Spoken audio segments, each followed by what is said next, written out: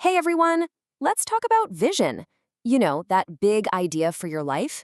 It can feel, I don't know, a bit fuzzy, right? A little vague? Well, today, we're going to change that. Think of this as a kind of anatomy lesson. We're going to dissect this whole concept of vision, figure out what it really is, where it comes from, and what it's all for. The goal here is to get you some real clarity. So let's dive in. And we're going to start with the biggest question of all, that dream you're chasing. The ambition that gets you up in the morning. Where did it actually come from?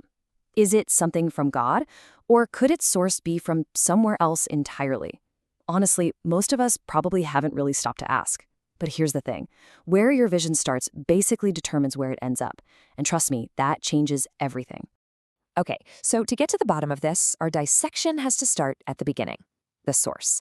The way we're going to break it down today, every single vision, every big plan for the future, really starts in one of three places.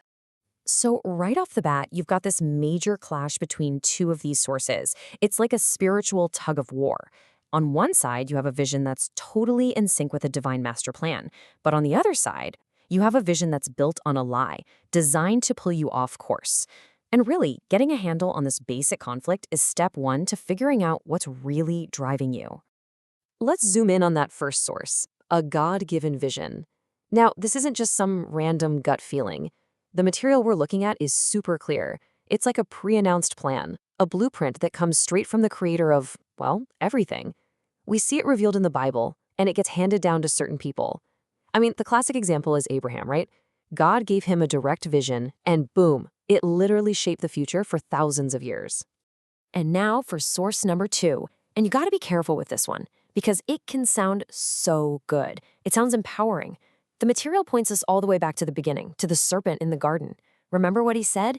You will be like God. Think about that. It wasn't an order, it was just an idea, a seed, a deceptive vision that you could be your own God. And that single, twisted idea, it changed the course of human history. And look, this isn't just some ancient story. The consequences of buying into a destructive vision are absolutely devastating. I mean, just think about a real-world chilling example. Hitler's vision for a so-called master race. It started as an idea, a vision from a really dark place, and it led to one of the worst horrors imaginable. It's just a brutal reminder that the stakes here are incredibly high. Okay, so that brings us to our third source, and this is probably the one we all know best, our own human vision. I mean, we all do this, right? We have this amazing God-given gift to dream, to make plans for the future. The source material actually calls this desire. And this, well, this is where things get a little tricky. Because here's the million-dollar question that ties it all together. Even when a vision feels like it's 100% yours, where did that first spark of desire really come from? Is it all you? Or is it being nudged, maybe even pushed, by one of those other two spiritual sources we just talked about? So this chart really lays it all out nicely. You've got God's vision, that's the foundation.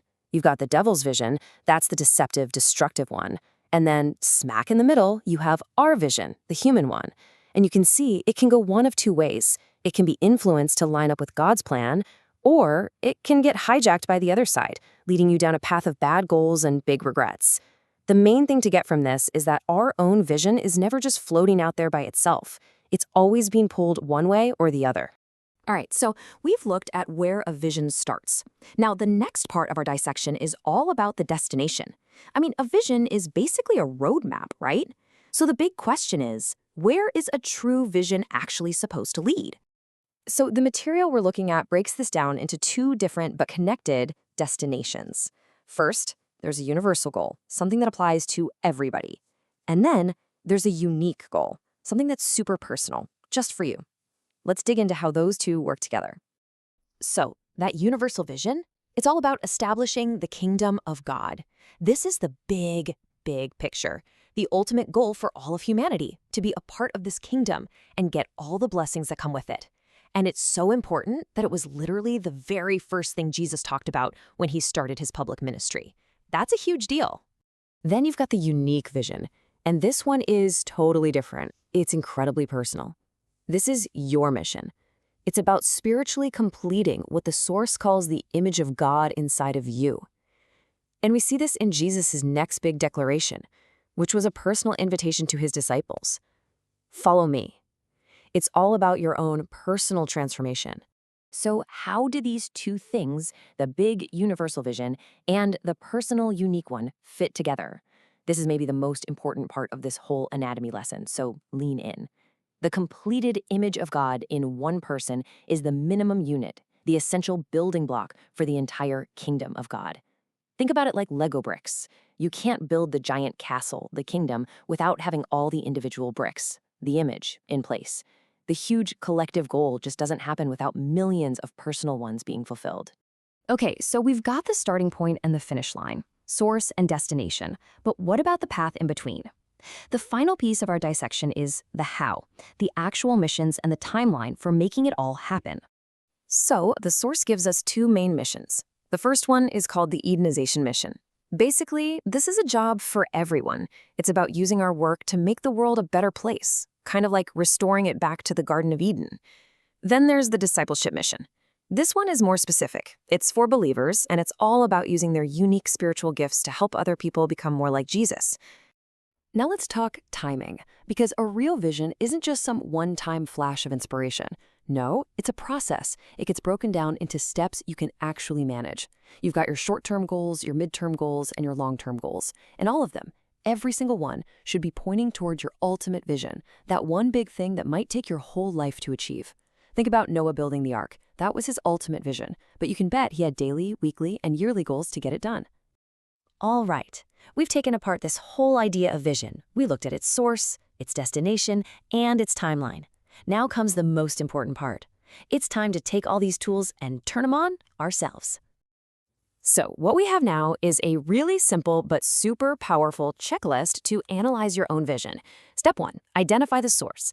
And you've got to be brutally honest here. Is this coming from God, from somewhere deceptive, or just from you? Step 2, clarify the destination. Does your vision help build that image of God in you? Does it contribute to the bigger kingdom of God? And finally, step 3, set the timeline. What are the actual practical steps, short, medium, and long term, that you need to take to get there? And so that brings us to the final question. It's the only one that really matters for you personally. Now that you have this framework, now that you have the tools to really dissect your own ambitions and understand where they come from and where they're going, what is your ultimate vision?